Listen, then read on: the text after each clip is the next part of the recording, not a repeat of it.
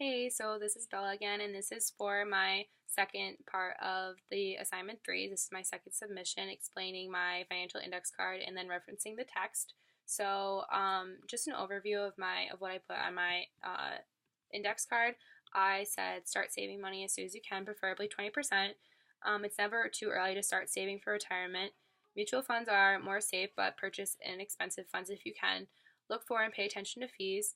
Trust fiduciaries over broker dealers because fiduciaries are legally obligated to act in your best interest, and I think that's super important for people to remember. And do your best not to build up an immense amount of debt on any credit card. And also, just in case, have enough money to get through at least a $500 emergency. And I think all of these key components, like they're really important to me, and they're things that I want to act on as I grow to be older and actually have to start dealing with finances more. And there were just three particular bullet points that I wanted to elaborate on more through reference of the text. And so, looking through this book by Beth Kobliner, I'm sorry if I mispronounced her name, but the things that I wanted to elaborate more on through the text was saving for emergencies, retirement, and debt. So I'll start off by talking about saving for emergencies.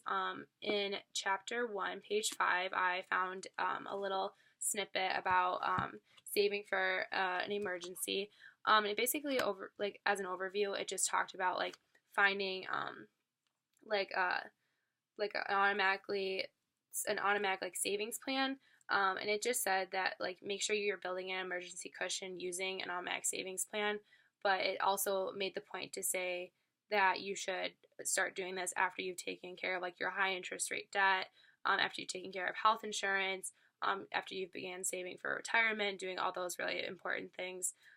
You should start putting away at least 3 to 6 months worth of your living expenses in order to start saving for an emergency.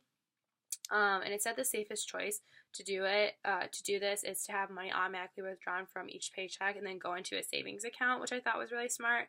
But also made the point to say that no matter what like savings account like plan you decide to go with, either way you should start saving for an emergency and just basically like focus on meeting that goal of having an emergency fund. And then going on to saving for retirement, in chapter 6, page 130, I found an example talking about whether, like, if you were to start saving money for retirement at 25 versus starting to save money at 35. And I basically just compared, like, the two outcomes. And the 25-year-old came out with almost like with about double as much money as the 35-year-old came out with, and they started saving the same amount of money and they saved it for the same amount of time, but the 25-year-old still came out on top with like the more savings.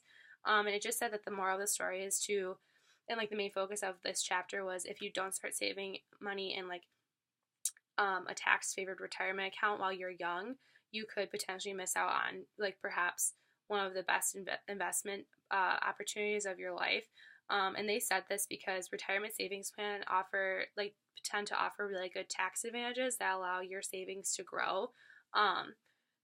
And grow rapidly at that point. So you should start investing or start saving your money sooner so that you're giving that money the chance to grow. So that's why, because the 25-year-old had more, so because they started saving at a younger age, their money had more time to accumulate and grow on those tax advantages. So that's why they ended up coming out on top. So this made me a little nervous, but it also made me realize that I need to start saving for retirement as soon as I possibly can, just so that I'm more prepared when I'm older.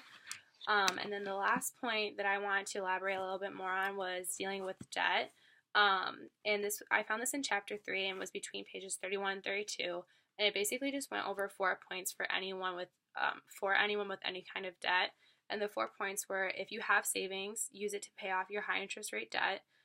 Transfer debt from high rate loans to lower rate loans, which is also known as refinancing, excuse me. And then pay on time and call your lender. And I just thought these were all really important, useful tips for anyone that has any kind of debt. But what they were basically trying to tell you is like, do not build up debt if you don't have to. It's just never a good idea because once you're in that hole, it's really hard to dig yourself out of it. But I definitely think that like all of the points that it made for each person were really useful. And I think that this overall class has been really useful and I've learned a lot from it. And I've learned a lot from the class, like as I just said, and I've learned a lot from doing this assignment. So thanks so much for watching my videos, and I hope you enjoyed them. Alright, thanks, bye.